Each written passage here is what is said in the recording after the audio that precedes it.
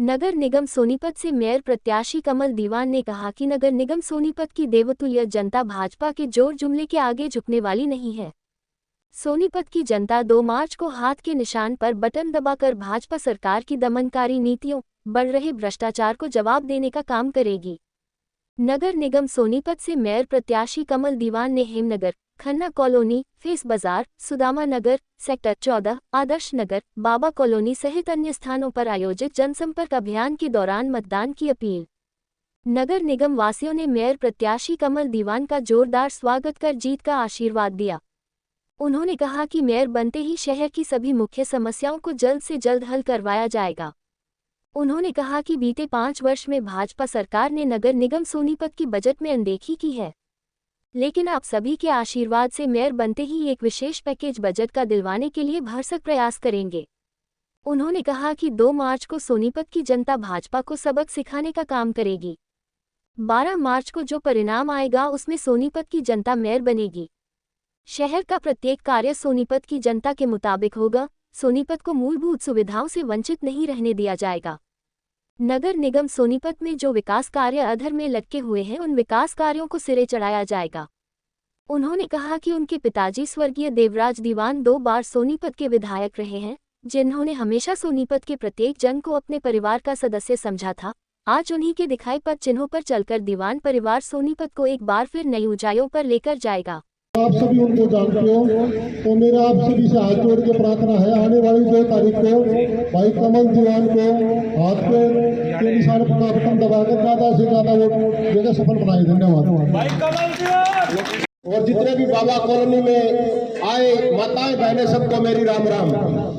मैं आपको बताना चाहता हूँ, ये जो चुनाव है ईमानदारी और बेईमानी के बीच में है।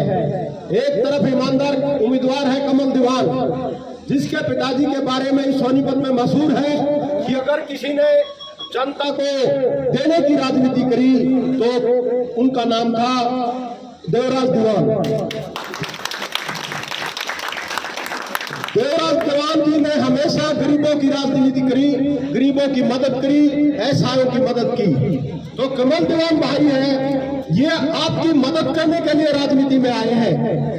और कांग्रेस पार्टी ने पहली बार कोई अच्छा उम्मीदवार सोनीपत को दिया है, जिसका नाम है कमल दीवान मेयर के चुनाव में। और मैं आपको बता दूं, ये जो आपकी छोटी मोटी समस्याएं हैं, जैसे गलियों की समस्या है, पानी की समस्या है, कमल दीवान को अगर आप जिताते हो तो ये भरपूर कोशिश करेंगे आपकी इन समस्याओं को दूर करने की।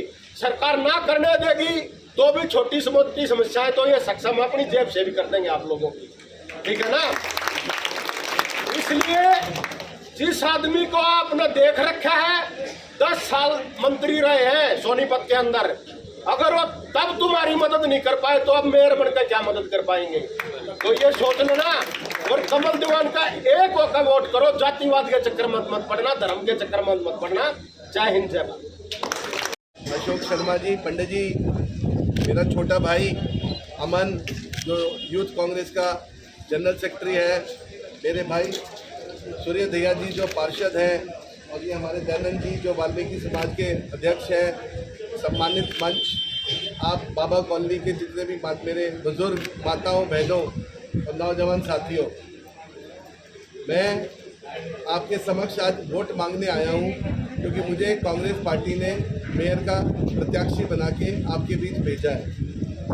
आप लोगों को पता है पिछले 12 10 साल से जो है भाजपा की सरकार है प्रदेश के अंदर, और जो लोगों को भ्रमित करके ये विकास का मॉडल दिखाते हैं, ये है सिर्फ फोटो में दिखाते हैं और लोगों को बेवकूफ़ बनाते हैं। लेकिन आप कॉलोनी वालों को आप लोग अपने मन से बताइए कि ये साफ सफाई, अभी मैं जब अंदर आया लाइन के साथ से इतना कूड़ा पड़ा हुआ था, क्या ये विकास है? बताइए अंकल जी, बताओ ये विकास है? हम टैक्स भरते हैं, हम इतना कुछ महंगाई जो है बढ़ती जा रही है, इतनी जो पूरी इतनी ज़्यादा महंगाई हो गई है, मतलब कोई हर चीज़ महंगी महंगी महंगी हो जा रही है, हर चीज़ पे टैक्स जीएसटी जुड़े जा रहा है। लेकिन टैक्स जाता कहाँ है? टैक्स हम भरते हैं इसलिए कि वो हमारे विकास के लिए, हमारे देश के लिए, हमारे कॉलोनी के लिए हमारी स्टेट के लिए खर्च होना चाहिए, लेकिन वो पैसा कहाँ जाता है किसी को नहीं पता।